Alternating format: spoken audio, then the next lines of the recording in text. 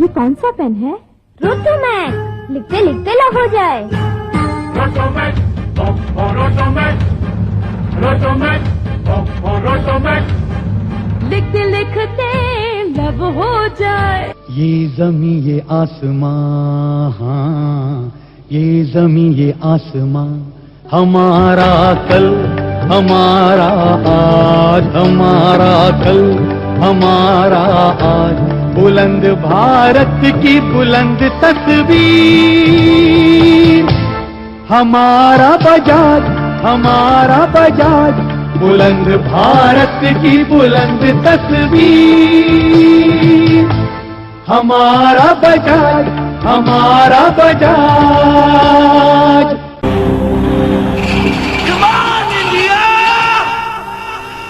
Come on India, दिखा दो दुनिया को हिला दो।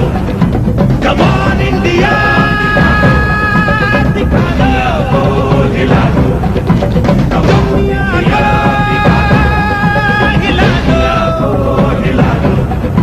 Come on India, दिखा दो दुनिया को हिला दो। थोड़ा सा दिल थोड़ा सा will ले आओ, थोड़ा सा दिल थोड़ा सा will, थोड़ा सा दिल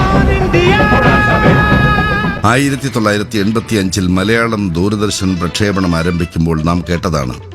നമസ്കാരം. പ്രധാന വാർത്തകൾ വായിക്കുന്നത് ബാലകൃഷ്ണൻ. സ്ത്രീ ശബ്ദമാണെങ്കിൽ അത് മായയോ രാജേശ്വരി മോഹനോ ഹേമലതയോ ആയിരിക്കും ഉറപ്പ്. ഇന്നത്തെ പോലെ മാധ്യമ കോമാളിത്തമില്ല. 7 മണി തൊട്ട് 15 മിനിറ്റാണ് കണക്ക്. കൂടിയ താപനില കുറഞ്ഞ താപനില കൂടി കഴിയുമ്പോൾ ചിലപ്പോൾ 5 മിനിറ്റ് കൂടി കൂടും. അതൊരു വെള്ളിയാഴ്ചയാണെങ്കിൽ അദ്ദേഹം കുറെ പ്രാക്കും വാങ്ങിക്കും. കാരണം ആ പോയ 5 മിനിറ്റ് ഞങ്ങളുടെ ചിത്രഗീതത്തിലെ ഒരു പാട്ടാണ്. എന്തൊക്കെയാണെങ്കിലും ഭൂതല സംപ്രേഷണം 8 മണിക്ക് തീരും. പിന്നെ ആകെ മൊത്തം ഹിന്ദിക്കാർ രംഗം കൈയടക്കും. പിന്നീട് വെള്ളി ശനി ദിവസങ്ങളിൽ രാത്രി ഹിന്ദി സിനിമ കാണും. മിക്കവാറും ദിവസങ്ങളിൽ ഗോവിന്ദ അല്ലെങ്കിൽ അനിൽ കപൂർ ആയിരിക്കും നായകൻ.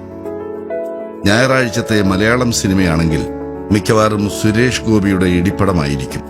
തിങ്കളാഴ്ച മുതൽ പിന്നെയും സ്കൂളിലേക്ക്. സ്കൂളില്ലാത്ത ദിവസങ്ങളാണെങ്കിൽ 2:30 തുടങ്ങും സീരിയൽ കാണൽ. ജ്വാലയായും മരുഭൂമിയിലെ പൂക്കാലവും മുടങ്ങാതെ കാണും. മഞ്ഞു ചൊരിഞ്ഞിട്ടും മനസ്സിൽ കനലുകൾ എരിയുന്നു, ഇടവം മാറി പെയ്തിട്ടും അണയാതാളിപ്പടരും ജ്വാലയാ. ബുധൻ വ്യാഴം ദിവസങ്ങളിൽ വൈകുന്നേരം അധിക നേരമുള്ള കളിയില്ല. കാരണം മധുമോഹന്റെ മാനസി കാണാൻ പോണം.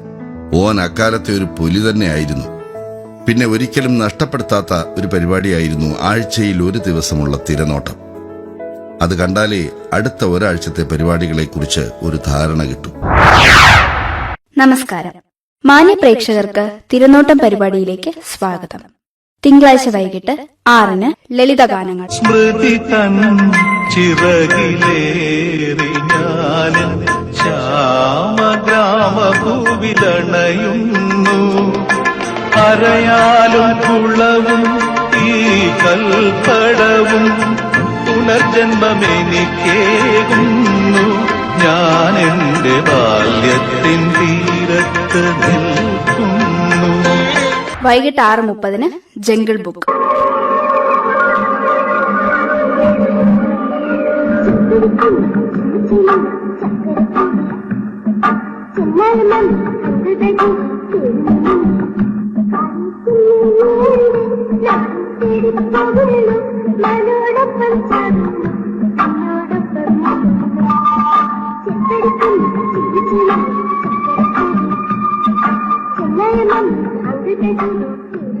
പിന്നെ എല്ലാ കാലത്തും ഏത് നേരത്ത് വേണമെങ്കിലും വരാവുന്ന ഒരു പരിപാടിയായിരുന്നു മഴവില്ലഴകുമായി എത്തുന്ന തടസ്സം നേരിട്ടതിൽ ഖേദിക്കുന്നു എന്ന വാചകം.